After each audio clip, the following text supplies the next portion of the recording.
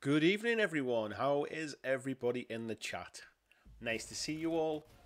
Um, what I'm gonna do, guys, tonight is it was a bit of an impromptu live one today. I just decided to try and start off the Monday live streams. I had a little bit of a chat about it in our Facebook group about what night might be a good one. So I'm gonna start this one tonight with the first of the Monday night live chats. See how they go.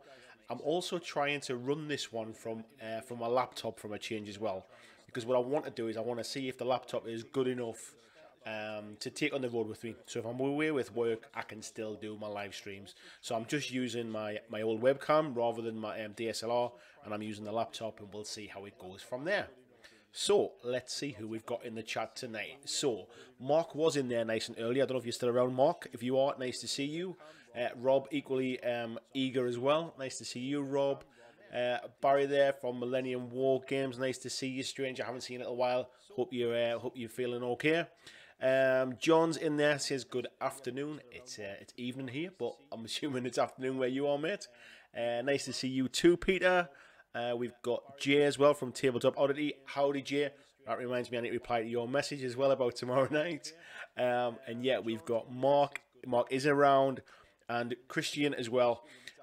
For those that aren't members of the Facebook group, you'll have seen that you won't have seen rather that Christian has just painted a rather spectacular Hydra.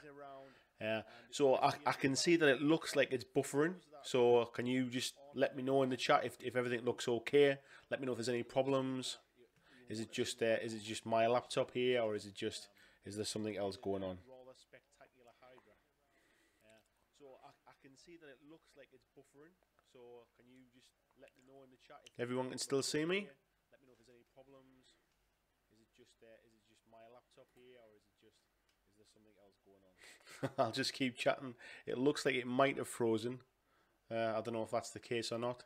We'll see if it's going to catch up or not. Doesn't seem to be any problems from my streaming software. I'll just drop a message in the chat there and see if anybody can hear me, because it looks like the chat's gone quiet as well. It all seems okay, is it? Oh, yeah, that seems random. It seems to have stopped on mine as well. So I tell you what, let's play it by ear, see how it goes, and let me know, because mine seems to have paused. I don't want to restart it because it's all linked up with the streaming and stuff. So, okay, so Mark's in the audio has an echo. That might be the room. I don't know. I'm in a different room tonight as well. So we'll see how it goes. If it's annoying, I can stop it and we'll try something else. But let's see how it goes. I'll try moving the microphone a little bit better. It might be the room, to be fair. So I'll try moving a bit closer to the microphone and see if that helps. John saying T-minus 10 days until Star Wars Legion. Yeah, not long now, mate, is it? Yeah, it feels like forever ago. But yeah, it'll soon be here. Yeah, the audio a bit of an echo. I've got a different microphone, so I'm using the microphone that's in my son's room at the minute. More like you haven't muted your own stream. There's no sound coming back at this side, to be honest. I wonder if it's something else that's happening. So let's see. I've got a different microphone, so I'm using. Hang on. Right, let me know. Is that any better? Because I've just saw it says the desktop audio was bouncing around. Let's see if that's any better. I'll give it a few seconds for everything to catch up, and see if that helps. Let me know if it got any better. It's a bit of a test tonight anyway, so it's the test for the hardcore. Yeah, amazing. Right, okay, so we can get back on with it now then, eh? So, the subject for tonight then, just before I actually come on to the subject for tonight, what I intend to do is I'm going to try and do every Monday. I'm going to try and do a live stream. 9 o'clock seemed to be a popular time for people when they mentioned what they thought might be a good time to do it. If 9 o'clock sounds good, well, we'll try and stick to that. And what I'm going to try and do is I'm going to have a thread up on the Facebook group every week about what's our Monday topic going to be. So it gives you guys a chance to It gives you guys a chance to be able to input into what we talk about on a Monday. I'm still going to try and do the videos the rest of the week as well. So I've got a video already recorded and edited, which will be up on Wednesday, which is about sportsmanship in gaming. And tonight's subject is going to be how not to launch a new game. So I'm sure most of you will be aware of the Harry Potter game that has been a little bit kind of rocky recently with the launch from Night Models, and the miniatures and the game completely to one side. Night Models haven't, I would say, in my opinion, and others might want to disagree with me, Night Models hasn't really handled it in the best of ways.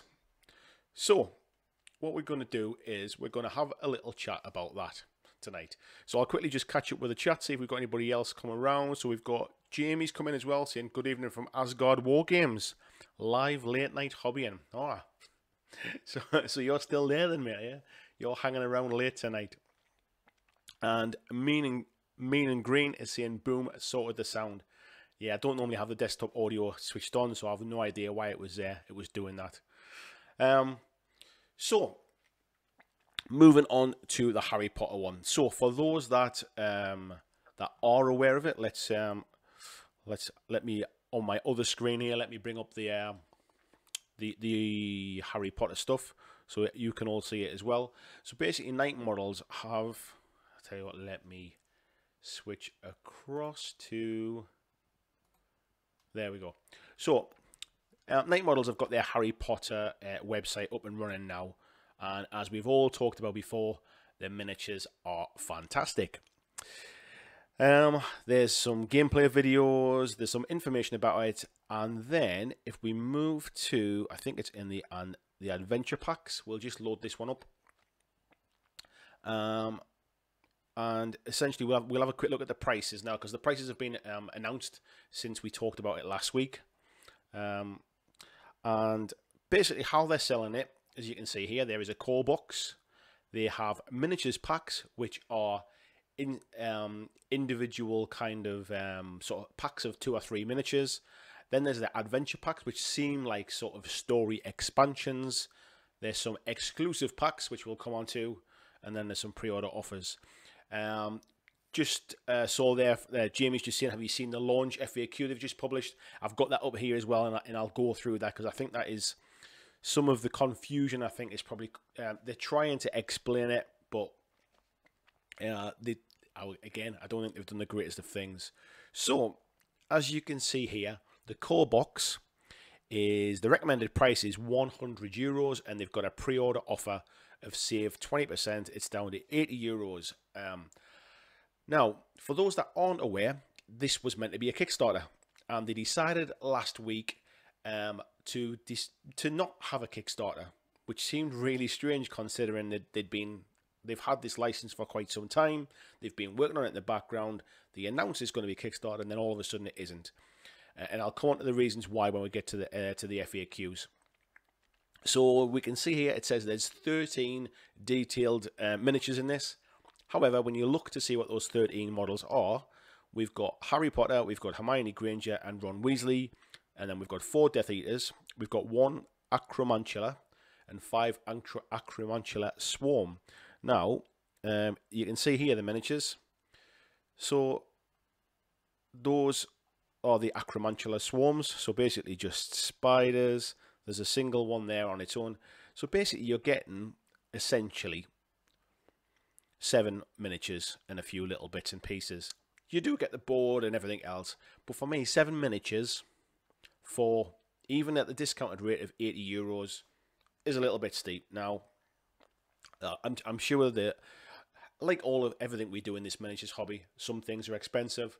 To some people, some things are good value or some things are the same thing as good value to others. So we'll not go on too much about the price at the minute. But if you pre-order it, you get the Creature and Dobby miniatures absolutely free. Now, the miniature packs are then broken down. We have things like, there's Dumbledore's army here. So with 3 models, you get some character cards and some spell cards in there as well. And again, that's a recommended price of €30.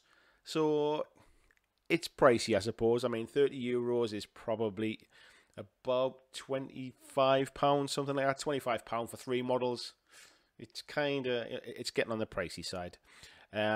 We've then got the Slytherin Students pack again €30. There's an Order of the Phoenix pack, which has 5 miniatures in there. That one's going to be €37.50. So as we go down, there's all of the different kind of packs that you can get, and I won't go into too much detail because you guys can go and see this on their website should you wish. Now the biggest thing is that they've got, so these are adventure packs as well. Basically, have some extra rules in. It looks like they come in a little tin as well. Now here's where it gets interesting. They've got a pre-order exclusive of Lord Voldemort. Now, you can buy him. He's €35 if you pre-order him as part of the pre-order package. However, if you don't pre-order him as part of your original package, he will never be available, or certainly this model will never be available again. So, I just saw somebody, John, just saying, what's this in US dollars? I'm not sure off the top of my head because I think there's some tax to be taken off this as well for the US price, so it's not a direct sort of currency US to dollars, US dollars to euros, because there's some tax to come off this as well. However, they've got a few pre-order packs. So if you pre-order this pack here, which is a recommended price of €217, pre-order for 150, you get a slightly bigger saving, and you get some more exclusive miniatures that won't be available outside of this pre-order. Now, the all-in basically is one of everything they do, and this comes with all of the free miniatures, and it's a recommended €470, and it's going to cost you €300. Now that's quite a lot of money to shell for something that we've not really seen a lot about yet. Also, if this was Kickstarter, you could put your money in at the start, and as the Kickstarter went on with stretch goals, if you weren't too keen on it, you could cancel it. You've still got time in Kickstarter. I think it's up to 30 days. It might even be 40 days. After the Kickstarter ends, you can still cancel and get your money back. With this is just a pre-order. You place your pre-order, you pay night models for your miniatures, and then that's it. Okay, so you're committed to buying it at that point. Now the frustrating thing is that some of these miniatures that you can see here basically will never be available ever again outside of this. Now that's a funny one. So on top of all of this, so all the confusion about the prices, the confusion about the exclusive miniatures, and the confusion about the Kickstarter, Night today have released this frequently asked questions. So this is a big one now. So it says, in which countries is the game available? Now, Night have said, at this time, the license we've obtained only allows us to sell the game in the United States, the United Kingdom, Ireland, Portugal, Andorra, and Spain. And what they've said is they're basically only going to ship to the US, to the UK, and to Spain. Now, this late in the day kind of thing seems absolutely crazy to me. I can't believe they've had this license for what feels like about 2.5 years. I just can't believe they've actually got to this point, and only now are they telling people, oh, by the way, if you're in Canada, you can't have it. If you're in Australia, you can't have it. New Zealand can't have it. They can't even ship to Germany or France. So it's not even like it's kind of sort of because of distance. It's purely, from what they're saying, it's down to licensing. So before I move on, I'll pop back here and see some of the stuff in the chat. So we've got Peter Higgins is saying, do you think you'll have seen other companies doing pre-orders instead of Kickstarter and think they'd like all of the funds themselves? Yeah, I think there's an element of that. I think it's also an element of this way they don't have to do any kind of stretch goals, and I think they probably got a bit excited by about all the hype about it, really, and thought, we can do this ourselves. We don't need Kickstarter. We'll just get all that cash in as pre-orders. We've got, what else we got? Peter's also saying Corvus Belly with new Infinity release, for example. Yeah, there's a couple of companies have done it recently, actually. Alright, body scenes, is it any way related to the board game? Excluding the IP itself, of course. Not sure about that question, actually, mate. If you want to clarify what that one is. Jace just saying there, hadn't seen only 7 minis. Yeah, it's. I expected more for a kind of a €80 box. Even that's a 20% discount as well at €80. Peter's saying, don't forget the nice biscuit tin. Yeah, there's been a lot of questions saying why have you spent so much money on these metal tins. Corvus, I think it's in the FAQ, so we'll come on to that one. John saying too expensive for your blood. I'll stick to Guild Ball. Yeah, it's quite pricey. I mean, the models are nice. They're resin models. Obviously, there's a license to pay for, but then there's licenses in pretty much most games these days. So the price just seems a little bit high. Body saying 9 miniatures. Yeah, and those nine miniatures are pretty much, some of them are spiders as well. We're saying it looks like it's about $42. I think it depends upon there's definitely VAT or tax or whatever it is to come off before the US price. But then, of course, you've then got extra shipping on top of it. Jimmy G, nice to see you in tonight, mate. Saying the cost of the license would be sky high, I guess. But what a way to alienate your potential audience. Yeah, I think we can probably actually take the price to one side. Night models have set a price that they thought people would pay, and people either will or they won't. But the way they've handled the whole launch and everything around it is what's really surprised me and what's kind of prompted this discussion tonight. Smacks of exploitation and poor practice.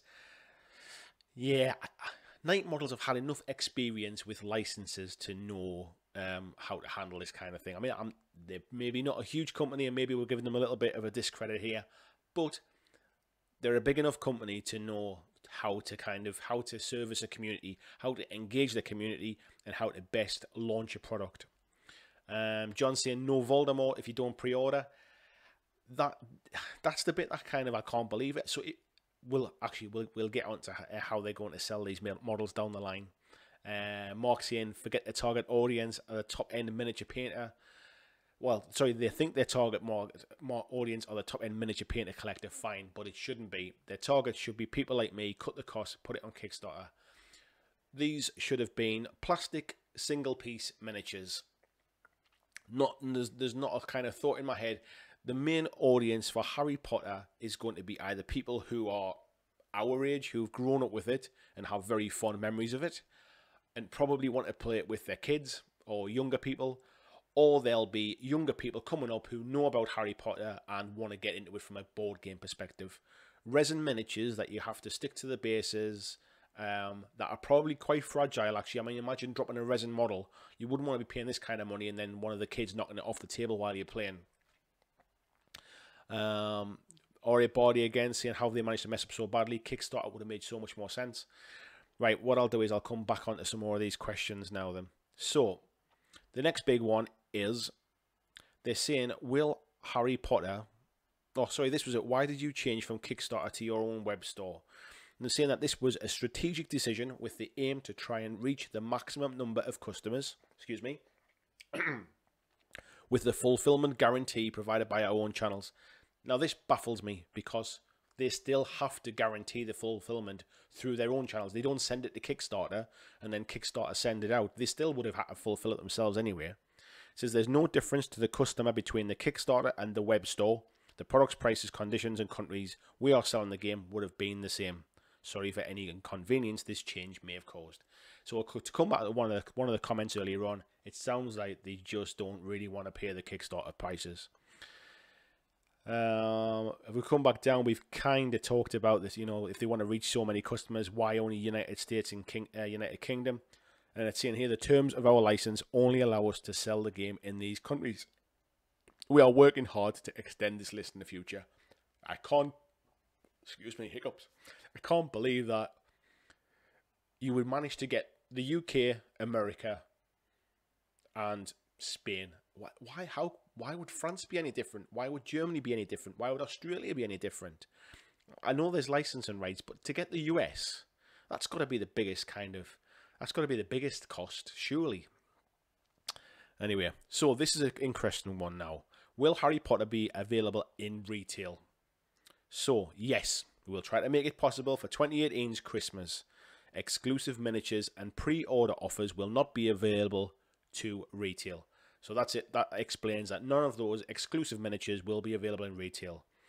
And it says we will compromise to deliver all the pre-orders before shipping retailers. I assume that means anybody that pre-orders should get their miniatures before retailers start to get those.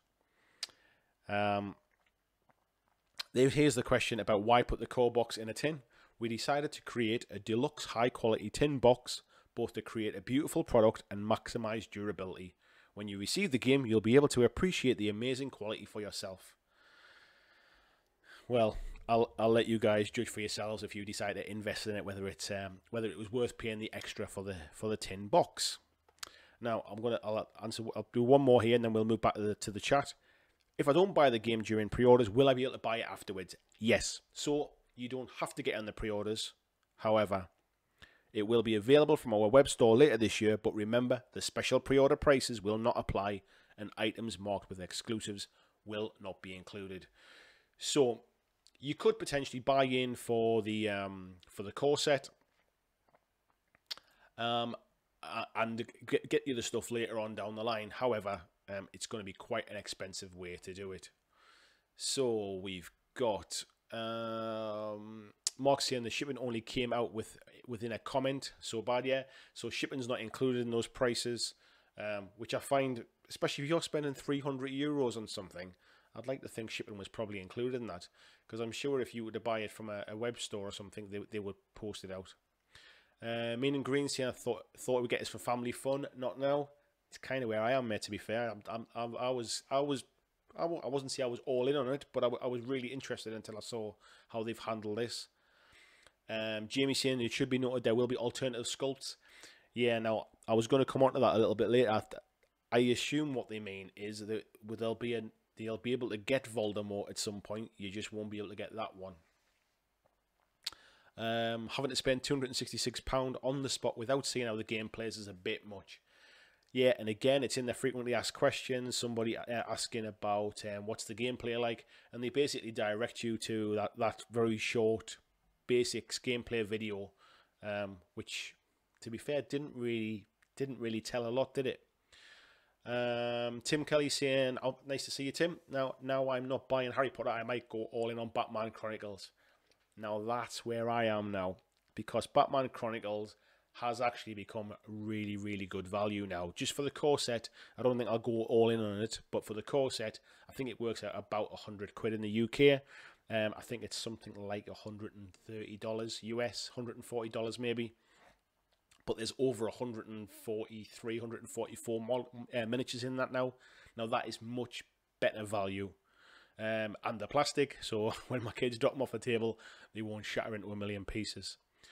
Aurea Body saying never going to buy this anyway, but would have possibly supported a Kickstarter campaign to stay in the know. Yeah, that's the thing. You could have always bought in for £1 or something like that. Maybe just bought a couple of the small packs if there was something you wanted to paint, for example. But now you have to pre-order it and go with it. Jamie saying, think it needs to be understood how much it costs to create a resin model versus plastic. Plastic mold costs in excess of £25,000. A resin mold costs very little and is usually cast in a cardboard box and tape. Now, there definitely is a huge difference. However, that's where Kickstarter comes in. So you use Kickstarter to enable you to fund those plastic injection molds for the future. So if we look at how Guild Ball have done it with their plastic teams now, if we look at how Mantic did it for The Walking Dead, it's definitely more expensive. However, using resin in what essentially is a board game, I'm really surprised.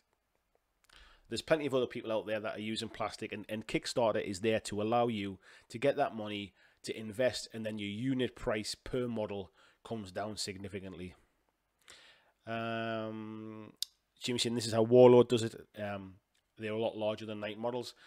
They do, and I think if you think about someone like Mantic as well, I think they started off with their kind of resin plastic type material that they were using in basically what were originally metal molds. But even they've moved on to plastics now through Kickstarter. Peter saying how I would have thought Kickstarter would have a larger audience in general than Knight's own site. completely agree, and there's hundreds of people telling Night Models exactly that same thing. If you search for Harry Potter online, even if you search for Harry Potter miniatures game, the Night Model site isn't even the first thing you see. Jimmy's saying no France Germany license, obviously a Brexit thing. Maybe that's what it is. Maybe somewhere between Trump and Theresa May, they've come to some kind of agreement about it. Alright, Barty saying I'm not a resin miniatures fan anyway, but get the impression these aren't as hardy as lead ones. No, they're definitely not. I mean, from what it says in the FAQs, is they're going to be pretty much single piece. Some of the bigger models may need to be stuck together, but the durability for me for this kind of thing is a little bit of a worry. Rob saying durability out of the box. Have board games like the old VHS atmosphere from the early 90s still pretty intact. Don't understand the tin at all. I can't think of any board games really that come in tins. Has anybody bought one that they know that comes in a tin? Chocolate biscuits come in a tin. I'm not sure about their board games. Jay saying, how big are Night Models? They have big IPs, but they seem to act like a tiny company. I think we all think in the miniature industry, as miniature gamers, that the miniature industry is quite big. But I think a lot of these companies have very, very small kind of workforces. Games Workshop is by far the biggest. But then if you start to think about people like Steamforge, people like Mantic, people like Warlord, they're not huge companies. And I think Knight are probably, who could I compare them to? Probably someone like Corvus Belli, maybe a little bit smaller. They're a little bit sort of niche, really, aren't they? So we'll pop back to the questions there, to the FAQs. So essentially, you can just buy the miniatures packs. You don't have to buy a core. You don't have to buy a core box. There's a couple of mystery adventure packs that are included in the all-in cost, but they haven't let a lot of information out about them.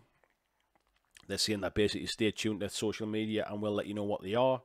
Then this was it. Will you preview the basic mechanics of the game and the rules before the 14th? Absolutely. Check this link in order to learn the basics of the game mechanics. And essentially that link isn't a link. You have to actually cut and paste it, which is a bit of a shame. But it essentially takes you through to that video. Are the products limited in quality? No, there's no limit. What's the recommended age? 14 plus, as it contains small pieces, and 6 plus with adult supervision. Do you charge up front for pre-orders or upon shipping the product? Pre-orders or charged up front. So if you do pre-order this, the minute you press click, the money goes off your credit card or out of your PayPal account. The miniatures, will the exclusive miniatures be available later? The miniatures and packs labelled as exclusives will only be available for online pre-orders. They won't be available later, but we may create alternative versions of popular characters. So it sounds like you will be able to get Voldemort. You just won't be able to get that particular sculpt. So I think that's pretty much it for... it does just say what's the materials made of. High quality resin. And do the miniatures require assembly? Most of them are single piece, only need to be attached to their bases. So let me just transition back to that now. So yeah, as far as it goes from Night Models launching this game, I think it's fair to say they've not done the best job of it, have they? They've had this license for quite some time and failed to say that it was a limited license. They decided to go to Kickstarter and then decided at the 11th hour to not go to Kickstarter, and they've just not really managed to kind of to get their message across in a very succinct manner. They haven't communicated very well. It took them quite a while to actually come up with this FAQ. When you think these questions have been flying around since last week, I mean, I work in product development, so in my day job, I work in launching new products to market. So I know about the best way to communicate with customers. And the first thing we do before we even go to retailers to sell anything is to put an FAQ together so that our sales guys, when they go out there to sell it, any questions that the customer will have, the sales guys or the sales girls are armed with responses to these kind of questions. So I can't believe that other company, I mean, the company I work for, it's not like we're Apple or something, you know. It's just best practice, really. So anyway, let's go back to the chat again. So we've got Jamie saying Forbidden Island, Forbidden Desert coming in. Skitter Atlantis, 2 board games are coming to ARC. I know nothing. I've never seen any coming to. I tell a lie. I have a game called Timelines, which is little cards that you put in. You have to try and guess the order of when things were invented. That comes in a little tin. There you go. Peter's saying is Kickstarter is a funding site for ideas and projects. They could have just said they'd funded it all themselves. So Kickstarter was not really the right format to sell the game. No, I mean Kickstarter is there to. It's almost to kind of to get interest from people who are investing in your project, who want to see you succeed. Pre-orders are very, very different. It's almost so you hand all of the money over, and then Night Model's track record of meeting deadlines is not the best. So who knows whether we'll see it in September or not. The fact that we're talking about it coming in September, which is actually not that far away, 6 months away or something, and they're still talking about, there's a lot of the game they haven't developed yet. They're talking about potentially having solo, about having a solo mode in it. I just think this is why on Kickstarter, when people go to Kickstarter, you're 12 months out, and there's invariably delays. So it worries me a little bit when they start talking about September.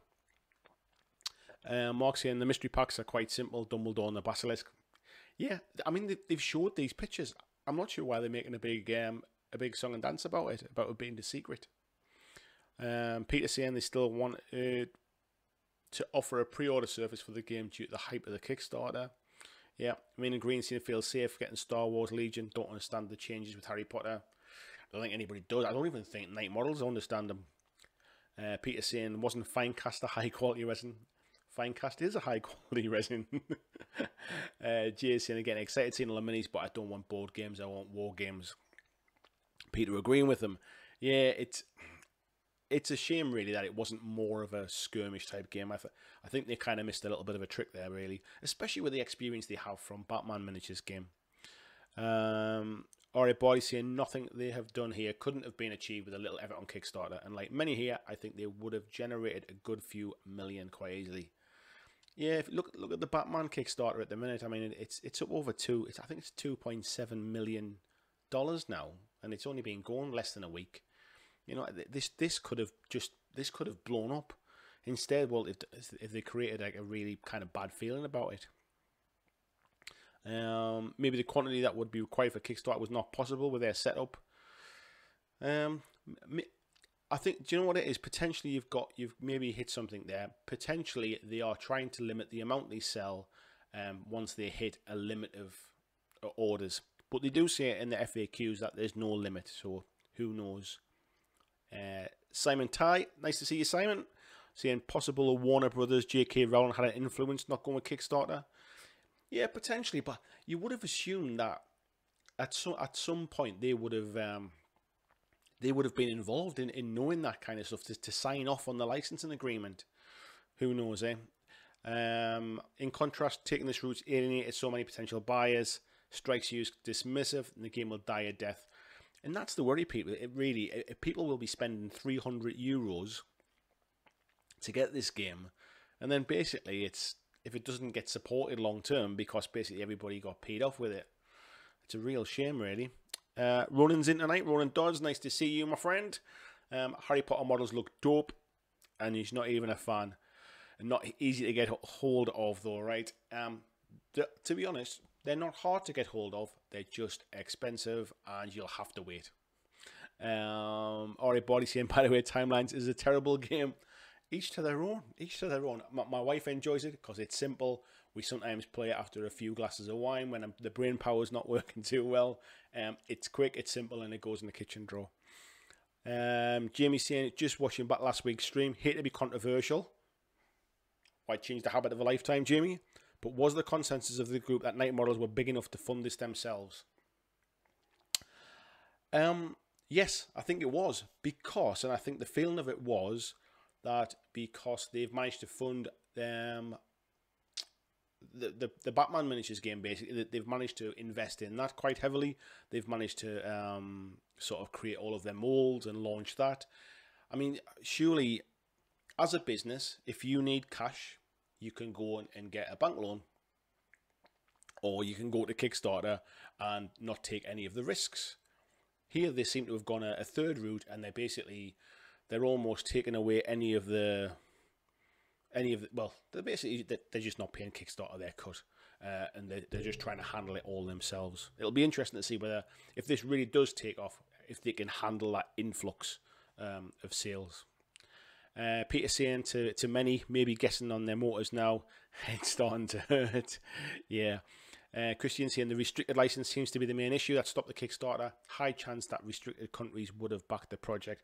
I think there's certainly within Europe. I mean, you just have to look and see how popular kind of like Harry Potter world is in the Universal Studios and the studio tours down in London, or just outside of London. I think it is.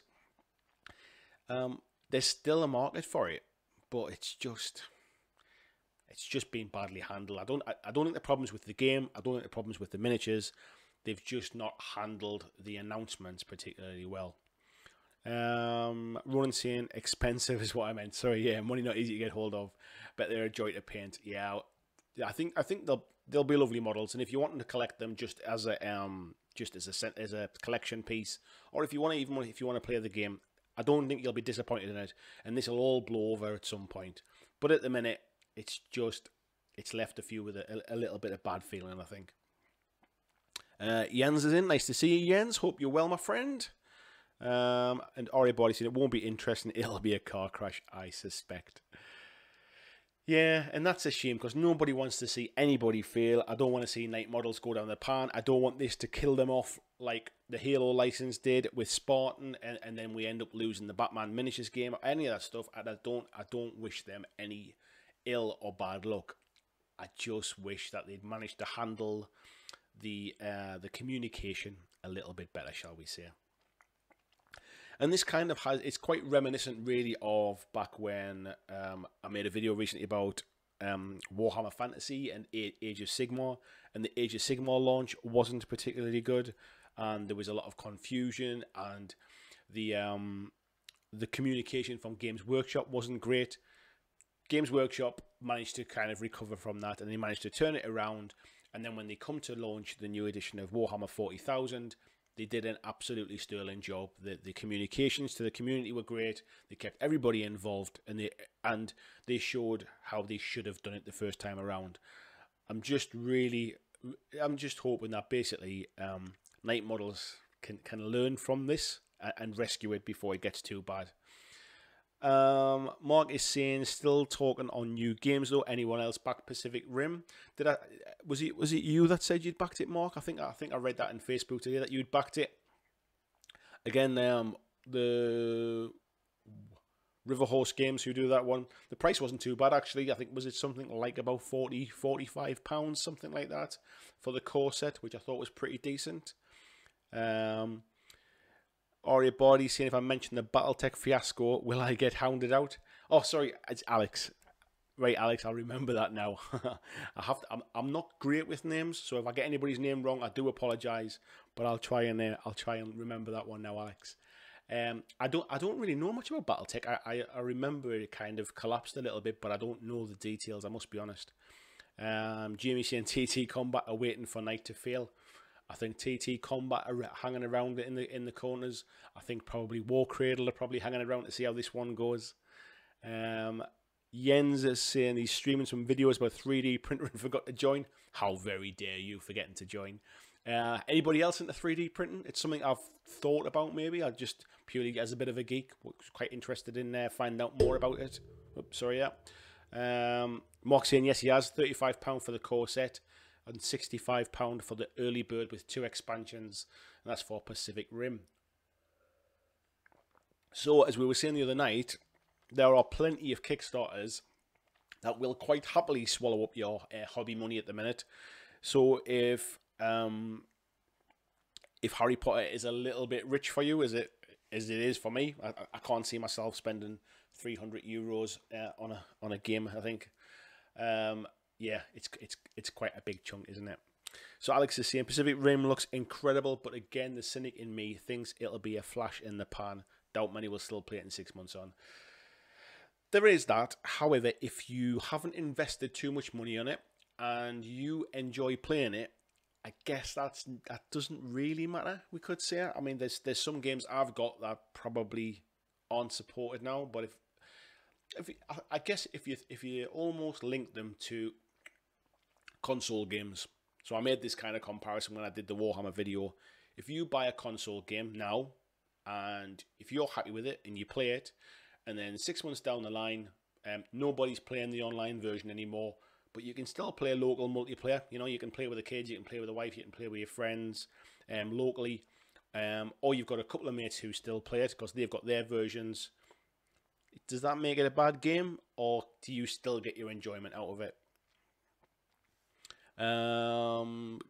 Simon is saying, I would have gone for this, especially to play with Harry Potter with my kids, obsessed kids, and may well talk myself into it still.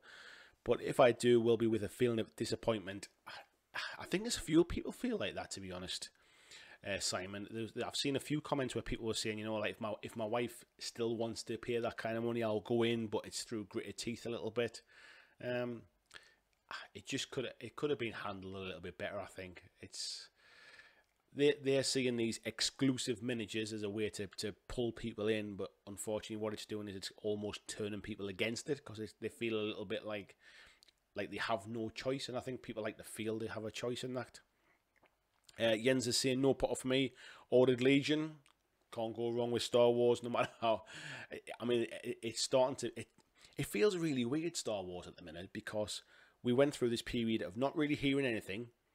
Then we were started to see the kind of a few like sort of demo sets online where people like Beasts of War and Spiky Bits and people like that were getting them. Now we're starting to see gaming stores posting that they've got the demo sets in store. And because I've seen so many pictures of painted miniatures and people playing it and gameplay videos, it feels like it's been out forever and you just can't get my hands on it. So it's kind of feast and famine, that one. Mark saying Harry Potter's high cost, but the way Night Models is handling the project is the biggest issue. Yeah, and I think that it really, in summary, for the Harry Potter sort of chat, is the problem. Ignore the models, ignore the game, ignore the prices. If you think it's good value, if you can afford it, great.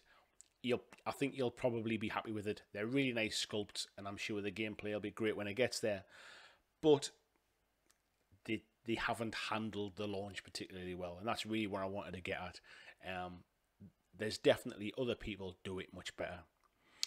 Simon saying, for the moment, looking forward to receiving my Simon Song of Ice and Fire. No, I'm not in for it, actually. I'll be honest, I'm not a huge Game of Thrones fan. So I'll just sit back while you all throw rocks at the screen. I do like it, but I just... to be honest, I'm not even getting all the way through the entire series. I kind of got a little bit... I wouldn't say bored of it, but I think I overdosed on it and then didn't really feel the need to go back to it. Anyone got an ad for sale to wreck for Legion? There's been quite a few of them getting wrecked, isn't there, on there? People doing terrain for them as well. I think you need to look out for on eBay is the newer versions that nobody wants. The original ones are quite sought after, but the newer ones you can bash the life out of those ones, I think. Alex is saying, would agree, 6 months solid gameplay would make Pacific Rim worth pursuing. Yeah, for that kind of price, like £35 for the core set. As Mark said as well, £65 with a couple of expansions. If you can get a couple of, I'm just reading Tim's comment there. Sorry. If you can get a couple of friends to play it, or you've got family that'll play it with you. River Horse games tend not to have the most complicated of rule sets. They tend to be quite accessible. Alessio Cavatore writes a good rule set, I would say. So, yeah, again, I think it'll be if you can get 6 months of gaming in out of it, if you get a few nights gaming out of it, the odd game with your mates, the models come pre-assembled and pre-painted. So from a hobby side of things, it's a nice little side game actually. It's something I'll probably check out. So yeah, Tim is saying blasphemy. I'm assuming that might be reference to Game of Thrones, perhaps. Yeah, I think it probably is. So, how we're doing for time? 47 minutes I've been rambling on and not actually kind of run out of stuff to talk about. Alex is saying, you're too polite. They messed up big time with the whole Harry Potter fiasco and lousy licensing limitations. Am I too polite, or am I trying to be balanced? I think there's probably a bit of both in there. I think I'm not defending what they've done, certainly, but I think a lot of the anger is coming from a community that now can't even buy it. So if you're in Canada, if you're in Australia, if you're in France, Germany, you can't have this game now. Not unless you know somebody in the UK or America who can send it to you. But I think that's the bit that really kind of, they've hyped everybody up. They've advertised the life out of it. It's coming to Kickstarter. You can pre-order it from here. At no point did they say, sorry though, it's only these two kind of, only these few little things. Mark saying too polite. Do you know what it is? It's like a lot of things. So when it comes to stuff on my channel, if anybody sends me anything for a review, or if I decide to review something I've bought myself, they tend to be positive. And the reason that they tend to be positive is I tend to do a lot of research before I buy things. So I have an idea whether I'm going to like it before I buy it. And then if somebody sends me something that I think is garbage or I don't like it, I tend not to waste my time with a review, if I'm honest. I feel like life's too short for negativity. I want to be positive I want to be positive about things, and I'd rather do a video and I'd rather do a review of something that I really like, that I think somebody out there might really enjoy, rather than reviewing negative things. So maybe I am being too polite about it, but I tend to try and look on the positive side of things. Jamie's saying he's sure he can ship a few sets to France. Yeah, it wouldn't surprise me if that's exactly what starts to happen, to be honest. I think the only problem with it is that because it's pre-order, you need to shell for them now in advance. Jens is saying that the bad thing with the license, it's not KM's fault. No, and that's fair enough. It's not their fault about the license, as far as we know. But it is their fault that they didn't tell anybody. They've sat on that information for quite some time. Pre-assembled, pre-painted miniatures are an easy sell to somebody like me, says Alex. Let me at that Pacific Rim Kickstarter. Damn the cost. Yeah, I must admit, that was one of the reasons why I picked up X-Wing many, many years ago. It was something I could play with my sons while I was waiting to paint models, because we were trying to get into 40k. We were trying to get into, I forget what the other game was at the time, but we were trying to do a couple of things, and I'm not the fastest of painter, as I've mentioned before, so it ends up just kind of taking me forever to get an army together, and I don't like playing with grey plastic. So yeah, I bought into X-Wing because it was a game I could play. I could just pull them out on the table, we could play the game, and we could kind of pop it away when we're finished. And I think Pacific Rim can fill that same slot. The models are quite big. I think the smaller ones are about 75 millimeters tall, so 7.5 centimeters. The bigger ones are about 100 mil, so they're decent sizes. Jens is saying it's also not his game. Yeah, that's it. If the Harry Potter thing's not your game, then the price and everything else is irrelevant, isn't it? Hiya, Nick Zaremba. Nice to see you. I don't.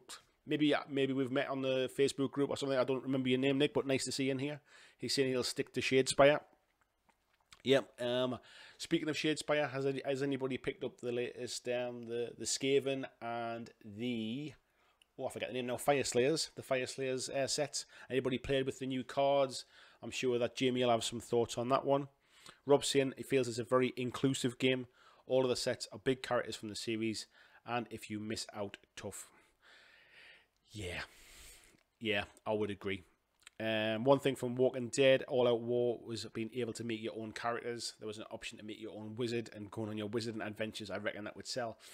I think there's a lot to be said about customizing games, and I think those that embrace it it's never a bad thing really to be able to allow people to do what they want. I guess it's the old D&D thing, isn't it? Creating your own classes, creating your own wizard, giving them a backstory. It doesn't always seem to translate over into miniature gaming, unfortunately. But Walking Dead was certainly one that was one that it did. Christian is saying he's in for Pacific Rim early bird. Probably won't buy any extra models though. I think I'll need to check it out. I had a very brief look at it today on my lunch break, and I started to watch the live stream to try and get a bit more information about it, the quality of which was awful, which maybe I should keep my mouth shut about that. Who knows what this is going to come out like. But yeah, I need to find out a little bit more information about the gameplay and stuff, I think, and see the models again.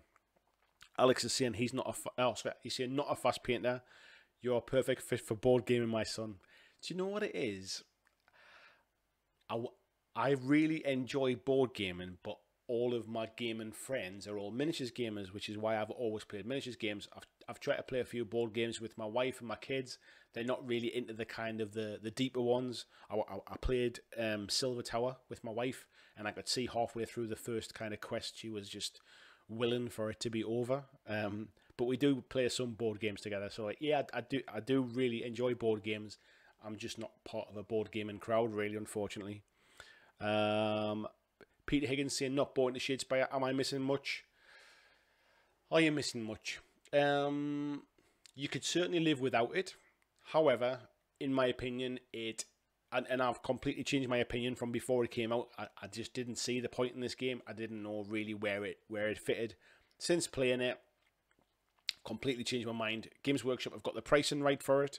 The war bands are like 17 quid for a war band, which with the cards as well, which I think is a good price. The core set's £40, I think it is.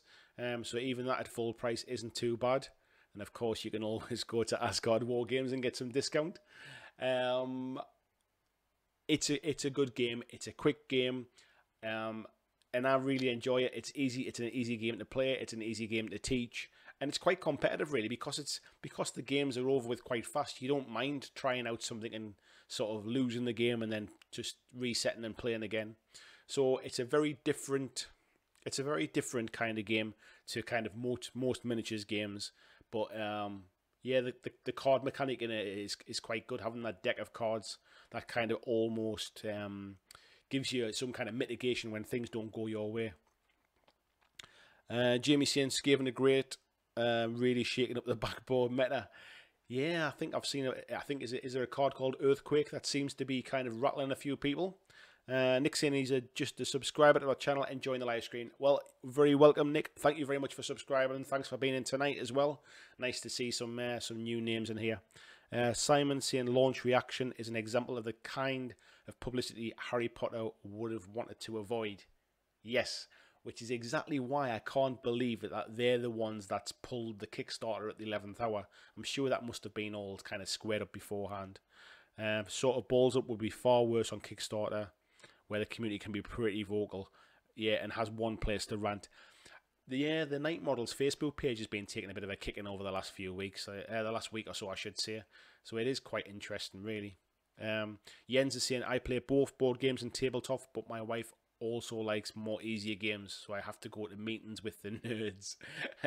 Yeah, actually, I have noticed there's a board gaming kind of club that's started not too far from me, and I'm trying to see if I can fit in, like, sort of having a board gaming night maybe once a month, because I really do like board games, but like I say, I just don't have the people to play them with. So Tim Sian did a bit of research. You've helped change my mind going to dip into AOS with a dispossessed army. I'm really pleased about that, Tim. I'm glad that you kind of were open to give it either a second look or to give it a look. I'm sure you'll really enjoy it. Jamie White is saying, where could we find out more about Shadespire? By Intrigued of Middlesbrough. So for those that don't know, there is a very fantastic website called Shadeglass, which will give you information on sort of, there's deck lists that are on there. There's information about what's happening in the Shadespire community. There is information about Shadespire products that have been reviewed on there as well. And Jamie is the patron of that particular website. So yeah, head over. I'm assuming it's shadeglass. I'm going to guess it .co.uk. tell me that I'm wrong, Jamie. Stick a link up in the chat if you can, and then anybody that's interested in Shadespire, it's an independent kind of. It's nothing to do with Games Workshop. It's Jamie set everything up himself, and this is some kind of information about Shadespire. It gives you some idea about what's good, what's not good, some deck lists as well that you can use. Tim saying Dispossessed will give him the fantasy battle feel I'm missing. Yeah, excuse me. Yeah, I think they definitely will. I've just started playing Warhammer Vermintide 2 at the weekend with my son. Managed to get I think it's only been out not too long, and I got an offer on it. So you pay like 14 quid for it from one of the websites, and they have the characters that are in there. There's a dwarf, there's like an Empire guardsman, there is a Witchfinder. So it's the first time I've really been involved in the old Warhammer Fantasy sort of backgrounds, but I'm really enjoying it. Really enjoy playing it. Alex is saying, need to get you down here to BM York. What's BM? Is that? Don't know what BM is, but I know where York is, my lad. I'll hold your hand if you need me to, but you'll love it. 10 a.m. to 9 p.m. all first and third Saturdays every month. That's quite some session, that, isn't it? An all-day session. Saturdays. So, do you know what it is? If it falls on the right days, I might actually make a trip down there sometime. Maybe, Mrs. can have a little bit of a day out in York or something like that, and I'll maybe come and have a bit of a gaming session. I'll be interested to hear a bit more about that, mate. Simon saying, very much enjoyed your channel for some time now. By the way, good job. Thank you very much, Simon. That's very kind of you. I've been going for a year since November. So where are we now? March? What's that? 16 months or something? Feels like it was only just started yesterday. I've kind of gone through some times when I've not really I've lost interest a little bit, I would say, because I wasn't really sure what to make videos about.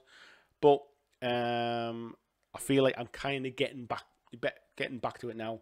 I've set myself some little targets for the end of the year at where I'd like to be, just to try and motivate me to keep going. But I will tell you guys, I'll kind of share this here, is the thing that I struggle with the most, because I don't play as often as I'd like to, between work and family and everything else, and because I don't play at home, because I don't play the big game, like I don't play Warhammer 40k, I sometimes struggle for ideas, really, for something to talk about. So if anybody ever has any suggestions, or they ever have any ideas, drop them in the Facebook group, drop them in the comments of one of my videos. I can't say I'll do everything that anybody asks, but it's really good to get some extra ideas especially from you guys who watch it, really. So that would be really good.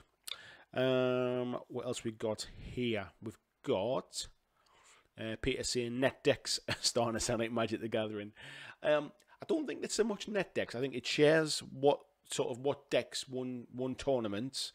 But what it does is it just gives beginners a bit of an idea of what to do, or it gives you an idea of what the popular cards are, or maybe help if you do you really want to buy a certain expansion just for one card, or can you live without it? This kind of Jamie's site gives you a lot more information. Definitely worth checking out. So Jens is saying, so see you soon. Have to get up early for English training course exam weeks. Well, Jens, I really hope that the English training goes well. Certainly, every chat I've had with you, your English, I think, is better than mine. So I hope it goes well, mate. Thank you very much for coming in, and have a good night's sleep. Alex is saying, here's a tip. Seek out Raid on... I don't even know how to spell that. Say that. Taiku? This War of Mine, or The Grizzled, if you want something gritty war-like but easy to digest. This War of Mine, I think I might have played on PlayStation 4, actually, a game that's of that theme. I'm not sure if the board game was based on the computer game or the other way around. But yeah, it's they're all quite gritty, actually. Jamie saying, top draw night. Again, thank you, Andy. Anytime, Jamie, always good to have a catch-up, mate. I have to get down to Asgard at some time as well, mate. We'll have to have a game at some point. Nick saying, ever considered doing battle reports on something like Shadespire and other games? I would love to, Nick. I really would love to do some battle reports. There's a couple of things that are kind of stopping me. One is I want to try and do something different with it. There's a few people do battle reports, and I want to try and either be more professional or bring something a little bit different to it. The other thing is getting players. I don't have a I have a local gaming group, and there's a lot of my gaming group friends who have kind of volunteered to want to play. They tend to play AOS, so it means filming a bigger game, and I'm still kind of painting up armies and stuff like that. So that tends to be what stops me with that. But something like Shadespire, I think, is a fantastic game for video, actually, because you really can get that kind of top-down view of it rather than trying to sweep around a huge big 6x4 board. Nick saying, Mean Green saying, you need a jingle at the start and end. I've got a jingle. So, see, that's what it is. You mustn't have watched my videos. Alex saying, BM York is the Beyond Monopoly. I have heard of that, actually. Beyond Monopoly. Nobody plays Monopoly, Risk, or any of that banal stuff. Yes, you can play it all from 10 till 9. Wow. So, I'll have to try and Google that one and find out a bit more about it, Alex. Simon says, struggling for something to talk about. More Walking Dead, All Out War. Yes, you're right, actually. I should get my house into gear with that. Great game. Would have suggested upcoming Game of Thrones, but not going to request. You can request it, but unfortunately, I don't have it. One thing I have been considering picking up, thank you very much to Jamie and the Asgard marketing campaigns, was potentially the new Fallout Wastelands game. Anybody else picking that up? Anybody else thinking about it? Be good to hear what your thoughts are on that. Steve Small World, hi all. Nice to see you, Steve Small World. It is a small world. We're all here together. Nice to see you in here. Mark saying, if you want a quick, easy game with the wife, look at Hive. Great little game. Never played it, mate. I'm not really sure. Never heard of it. I'll tell you the kind of games that we have played so far. So we have played Star Wars Destiny with the cards and the dice. Both enjoy that. We've played... Actually, I'll tell you what we've played and we didn't like as well. So we obviously played Silver Tower. Bit long-winded for my wife. She wasn't too interested in it. We've played Smash Up, which I really enjoyed. For those that don't know, it's it's a card game where you have cards that are in factions. So like zombies, ninjas, pirates. Sort of, I think one's called Trixie, which is kind of like leprechauns and elves and stuff. And you basically get 2 decks. You smash them together, shuffle them up, so one player will play zombie pirates, one player will play sort of ninja wizards, and you have to try and claim these battlegrounds. And it's a really quick, simple game. There's expansions for it as well. That was a game I really did enjoy. Jamie saying, yeah, 20% off Fallout, bargain. That's exactly why I'm tempted to get into it, I must admit. The Fallout board game is apparently a good one. Not played it yet. I almost picked that up not too long ago. There's a local store to me that had a copy in, and I was considering picking it up, but I think I just thought it was one of those games I probably wouldn't play too often, and it wasn't like it was kind of, was it like 50 quid, 60 quid, something like that. So I thought, and especially with the miniatures game coming out, I thought I would hang on and check that one out. Just caught sight of myself on the screen there. I've got a bit of a rosy face going on there tonight. I think I've got a light up here, and I think it's just quite warm in my face. Yeah, so those are the kind of things I'm thinking about at the minute. Thinking about Fallout. Obviously, Star Wars is coming up in the very near future, but I think there's going to be, I mean, as far as Star Wars goes, I think Tabletop Oddity, Jay's channel, is probably the best place you can go online for Star Wars content. His channel's really going well. And I think you'll see some great stuff when the game finally comes out. So I think the Star Wars stuff is going to be a little bit saturated, I think. But I'll probably get some stuff up in there anyway. So what I'll do is I'll very quickly, while we're chatting, I'll bring up the Pacific Rim Kickstarter while we've been chatting about it. And see if... there we go, and see what it says about it. So if I just transition that across, so what we've got, it has funded. So anybody that backs it now, there's no problems with it not funding. It's raised 74,000 of its 35,000 goal, and there's 22 days left to go. There's a live stream on here, which, as I said, the quality is not the greatest, but it'll give you some more information. There's still £65 the starter bundle. So the Extinction Pledge, what's the difference? extension starter set. You get... Oh, there's with the early bird one, there was a Kickstarter exclusive Gypsy Avenger miniature. They're all sold out now, so but it's still £65. You just get one miniature less. And let's see, there's some unlocks here as well. So far there's some cards. There's an optional buy of an extra miniature there. Again, there's another optional buy of another miniature. There's some cards and some 3D buildings and stuff as well. So yeah, there's quite a few things coming through there. So we'll pop back over to the chat, and we've got Alex is saying recommend The Godfather: Corleone's Empire. Just been looking at that the other day. I watched a review of it. It seemed like a really interesting game. I liked how you got those like little suitcases to put the cards in. That was quite cool. Ethnos.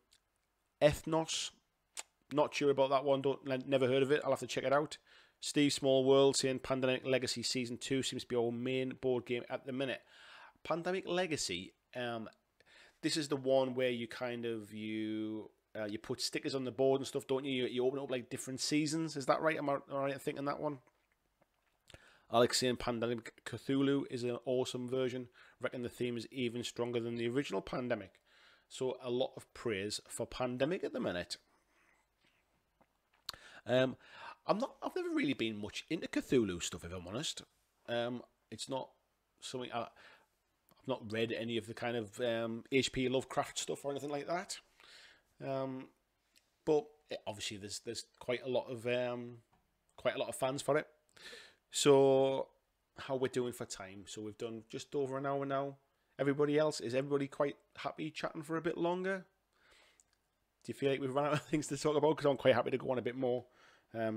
I'll be going to bed after this, so I'm quite happy to chat for how we're doing for time. I'll tell you what, why don't we go until 10:30? Yeah, we'll call it an hour and a half chat tonight, and then as long as there's people still here, we'll keep it going. So that's all right, isn't it? So what else we got? Time Stories, great game. Not heard of that one either, Jamie, mate. I'll tell you what I will have to do is I'm at UK Games Expo this year, and this time I'm going for the full 4 days. Last year I only went for the 1 day. I went to the press event at the start, which I managed to get in and get some interviews, and then I kind of dashed around for a little bit during the day, tried to get a few interviews with a few people, but never really kind of got a look around and play a few games. This year I'm going for the full 4 days. So I'm really looking forward to actually getting in and just playing some games to buy for myself, really. Christian saying Dead of Winter and Munchkin, good little board games, but you do need 3 players minimum. Munchkin reminds me, actually, I did pick up, what was the card game called? Somebody recommended it to me. It was Flux, Zombie Flux. Not played that yet, but yeah, I've got that. Mark saying he's happy here. Yep, I mean I think we've got something like 23 people in the chat. That's pretty good. I'm happy with that. We'll sit and have a bit more chat. Steve is saying tempted by the Cthulhu version once we finish the Legacy as a player a couple of Cthulhu based games. That's cool, isn't it? Tim saying Mansions of Madness is superb. Got the missus playing with me. The app is cracking. I was just going to say that. I think if I'm right in thinking that the app is quite a recent thing, and does that a lot. What does the app bring that the original game didn't? I do have not Mansions of Madness. What's the other one called? Betrayal at House on the Hill. I've got that. I've played it once with the family. Quite a long game, I seem to remember. And I remember having to leave the room while everybody talked about what they were going to do. That's how much I can remember about it. Simon saying not into Cthulhu, second bit of blasphemy for the night there. I better go and check my subscriber numbers. I bet they've all just disappeared now since I said I hadn't watched all the Game of Thrones and I'm not into Cthulhu.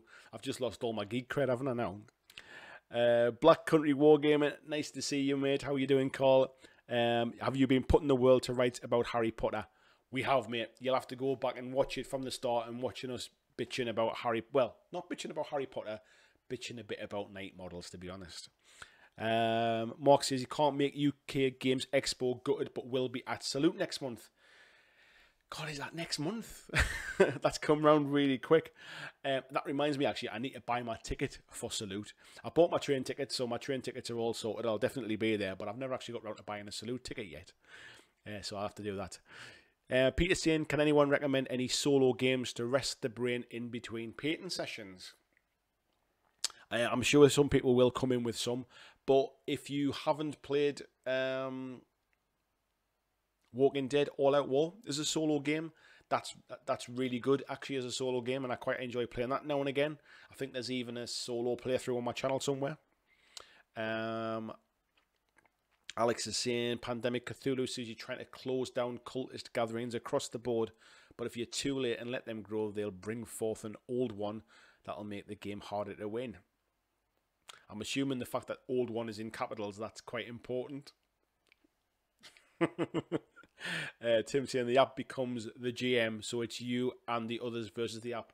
That's good, because I do quite like games where it's more cooperative, because when I do play board games, I tend to be playing them with people who don't play board games. So either my older two boys, I've got 15-year-old twins who are obviously much more heavily into their sort of video games than they are into board games, but when they play, I tend to be the one that has to teach them how to play it. My wife's not really a gamer. Sometimes when my wife's sister and her husband come over, we'll play the odd board game. So yeah, I tend to be the one that has to try and teach everyone the game. So if there's something like an app to kind of guide us along, I think that's probably a great idea. Same with Imperial Assault app. I've been close to buying that as well, and it's only the fact that Legion was announced that I think I held off. Steve saying Terraforming Mars. Scythe's a great game. Scythe, I think, isn't... Like, Scythe's one of the highest rated games on Board Game Geek, I think. Jamie saying, if you're ever free on a Friday night, we have board game night. Do you know what it is? I'm probably free every other Friday. So my twin boys come and stay with me every other weekend.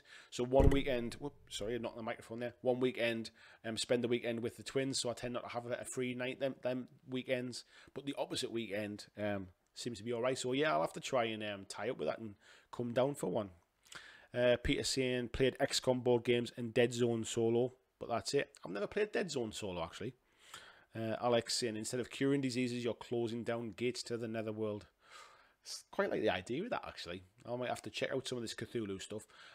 It's all based, isn't it, upon H.P. Lovecraft books and stuff. So I might have to actually read some of them books, get into the lore of it. Caller saying, have you seen the Kickstarter on Pacific Rim today? Looks expensive, having to pay postage for every single add-on. That is a very good point, actually, Carl. We have been just talking about Pacific Rim. Because actually we were saying it was good value to get started. But I didn't realise that every expansion had... I'm just skimming down through it now, as you can see. I didn't realise every expansion was an extra bit of shipping. So, what it's saying here, I'll tell you what, let me spin this back across again. So what it says is the Uprising pledge level, it's going to be £6 to the UK. It's going to be about £8 to £16 to USA. The Extinction pledge level, and then individual expansions are an extra £5. Which is a bit of a shame that if that's how they're going to do it. So if you bought like 3 or 4 expansions, that's an extra £20 on top of your shipping. That's a bit cheeky, isn't it? I've never seen anybody do that before. Oh. So Mark and Christian, you might just want to check that out before you go all in on some of them expansions.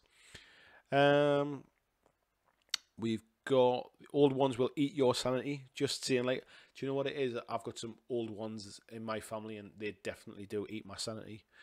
Side's awesome, takes a while to understand. Yeah, that's the problem really. I need games really where, with my family anyway, certainly not if I go to a game club or something, but with my family I need to be able to kind of teach them quite quickly, otherwise they just lose interest. I do like to play Gears of War board game. That's pretty good as well. Steve saying, offer the kids a game of Necromunda Descent. They drop the tablet. They drop the tablets to play. Do you know what? Have you seen there's actually a Necromunda video game coming out soon? I saw a trailer for it last week. That looks pretty good. It looks like they've almost used some of the voice acting, I think, was in the Necromunda Games Workshop campaign. We've got a Toro Aging Gamer. Nice to see you, mate. Didn't see you in earlier on, so I don't know if you've been quiet in the background, but nice to see you. Peter, take a look at Ganesha Games, particularly Song of Blades and Heroes and Cell Swords and Spell Slingers. The latter is a solo co-op fantasy miniatures game. So I'm assuming that's for the solo games, yeah? Mark's saying, see if I can go and pick them up. Not far from them. Oh, that's right. From River Horse, I think you're saying that, ain't you? Red Beam Designs, nice to see you, Graham, mate. Hope you're really well. Really kind of sorry to hear your news, but really happy to hear that you're getting yourself back sorted. So you've been playing some PlayStation 4 as well, so you haven't been doing that in a while. Totally forgot. I don't know how you dare, mate. Totally forgot, eh? Tim saying, to Peter, he'd recommend all the FFG games that use a GM app. Great for solo or group player. Descent, Mansions of Madness, and Star Wars. So Descent, am I right in thinking that Star Wars Imperial Assault is essentially a Star Wars version of Descent? I think I've read that somewhere before. And Mark is saying, I need to get some Gaslands going on the channel. Do you know what? I do. I bought the book. I bought some cars. And I've been sidetracked by life, unfortunately, and I never got back round to sorting them out. So I do need to do that. Definitely. I had plans to do a review of the book to show how to kind of convert the cars. But I think, I'll tell you why I got sidetracked. I was going to drill the bottom of the car out to strip the paint from it, and the battery on my drill wasn't charged, and I kind of got completely sidetracked and never got back to it. How poor is that? How is that for an excuse? That is awful. I can't believe that one. Jamie is saying, yes, Descent is Star Wars. Yeah, so I think Descent's another one as well, isn't it? I mean, I kind of, when I first started getting back into miniature games and stuff a number of years ago, I used to listen to the D6 Generation podcast when I'm on my drives and on my sort of on my flights with work and stuff.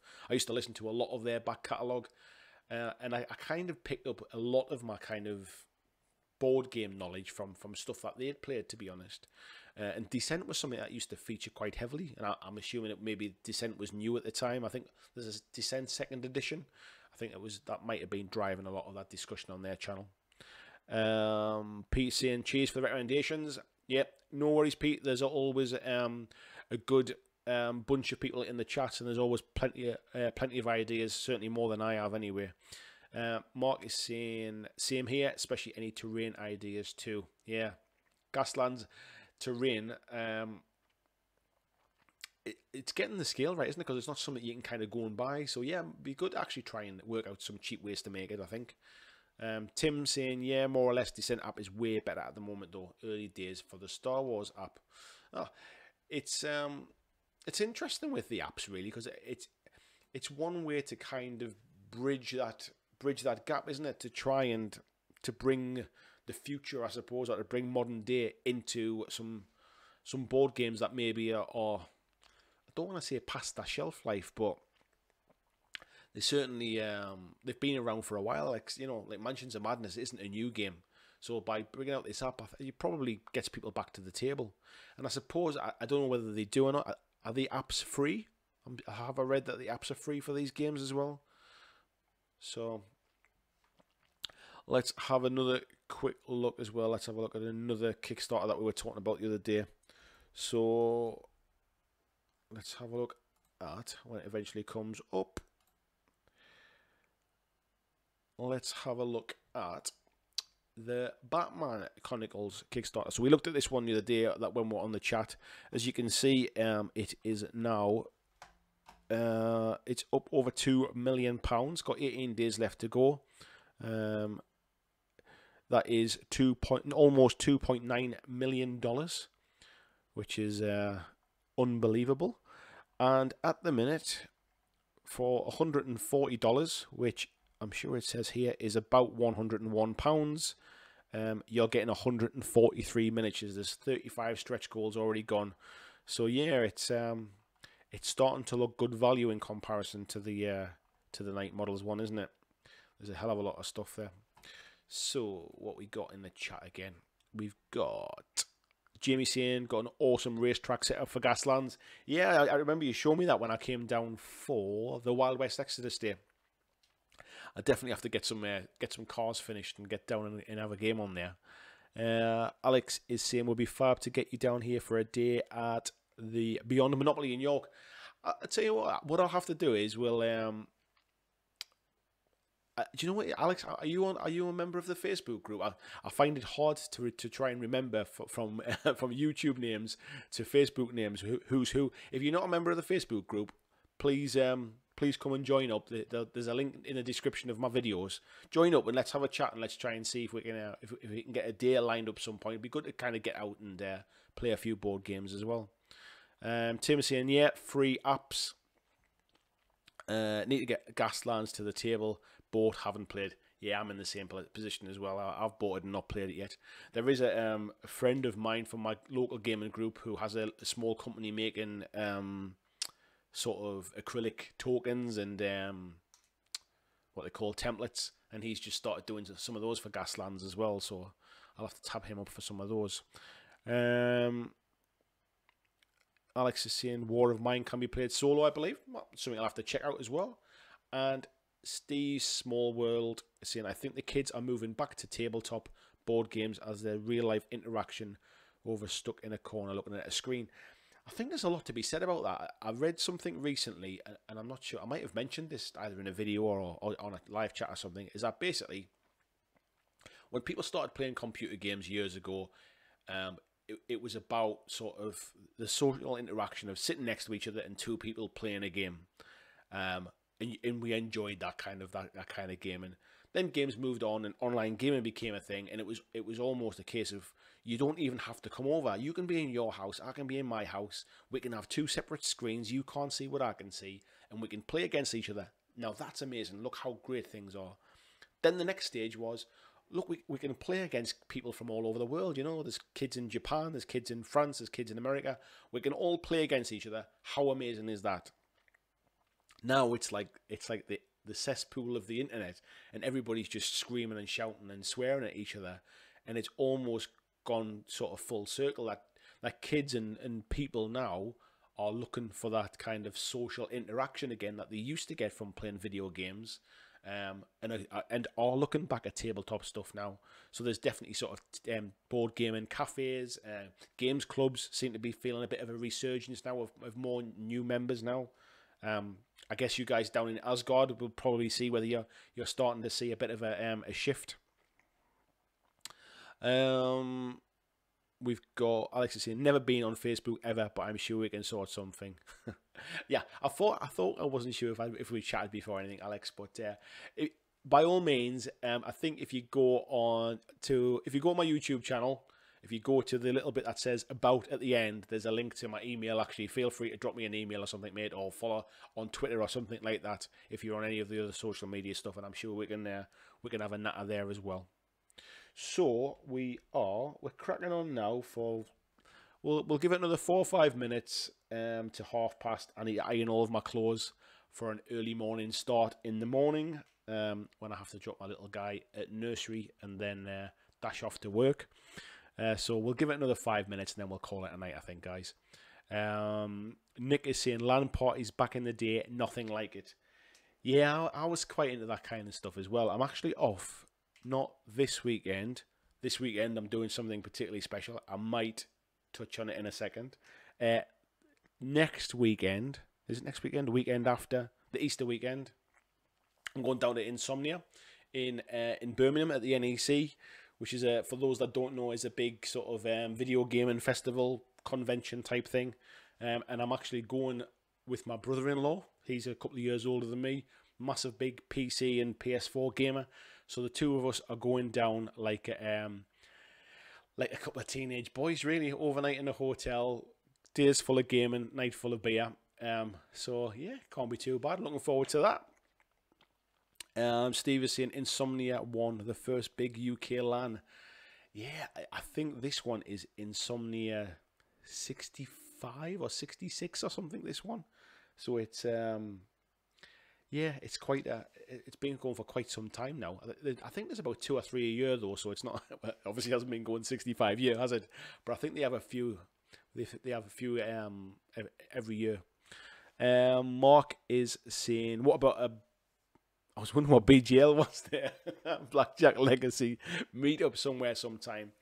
I would love to do that. I would love to kind of meet a few of you folks face to face, and just have a bit of a natter and have a bit of either have a bit of a gaming, or just kind of meet up at a convention somewhere and grab a drink or whatever it is. So what I'll do is, for those of you folks that are in the Facebook group, I think I'll put a Facebook post up, and we'll have a little look at about trying to sort something out quite central at some point in the year. Either linked to a gaming convention where people might already be traveling, or just maybe even the York board gaming day, something like that. Who knows? But we'll try and find a bit of a meetup day. That would be quite nice, actually. We've got Steve said he went Insomnia 1 and 3. Now I feel old. I'm pretty sure, Steve, that you'll not be. You might not be older than me. I'm pretty sure you'll not be as old as I am, or you'll not be much older. That's for sure. Alex saying we have had an. I was hoping you'll teach me how to paint my Walking Dead All Out War figures from complete scratch. I did say I was going to do a video on that, didn't I? I did the zombie one, but I never got back to doing the survivors. Right. That will be a video that definitely happens in April. I will promise you that, Alex. I did say I was going to do before, and for some reason I completely forgot about it. So I will make that a video for April. Peter's saying games all day, drinking all night, exactly like teenagers. Yeah, except I think when I was a teenager, it was probably drinking all day and and then sleeping all night was probably the problem, I think. Alex saying, no, absolutely zero about painting miniatures. More blasphemy for Peter. There is no shame in not knowing how to paint miniatures. Everybody starts not knowing anything, and to be honest, when I first started, there was no YouTube tutorials. All you ever saw was like White Dwarf, like the heavy metal stuff, and you just thought, I'm never going to manage that. And even when they showed you on the back of the boxes which paints to use, it never looked like the boxes did. So some of the stuff you can learn now from watching way better painting channels than mine. I am not by any stretch a kind of an expert painter. I know how to throw it in the right places and try and make it sort of look presentable, but I'm no pro painter by any stretch of the imagination. And I think that's probably why I think that I can tailor my videos to beginners, because I'm still relatively a beginner myself. I know a few little kind of tricks to make it look nice, but that's what it's all about. It's about tricking the eye, really, rather than spending months on an individual miniature.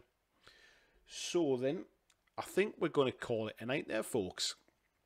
So we've had a good group in tonight. I've really enjoyed the chat, guys. I really appreciate everybody taking the time to hang out. Really appreciate all of the comments. Everybody spending a bit of time sharing ideas with each other. If you can at some point come back to this video and leave a like on it, it helps just other people find it. If you want to kind of drop anything down in the comments, that would be good as well, because the comments always help to get other people to find the video. And also, let me know down in the comments on this video when it does come up live later on, probably tomorrow now. Let me know if you've enjoyed it, and the plan is to make this Monday live stream a regular thing. Let me know if the time works well for everybody. Let me know if there's anything you particularly want to talk about, any videos you want me to try and cover. And I guess what we'll do is we'll see you all in the next video. Thanks very much.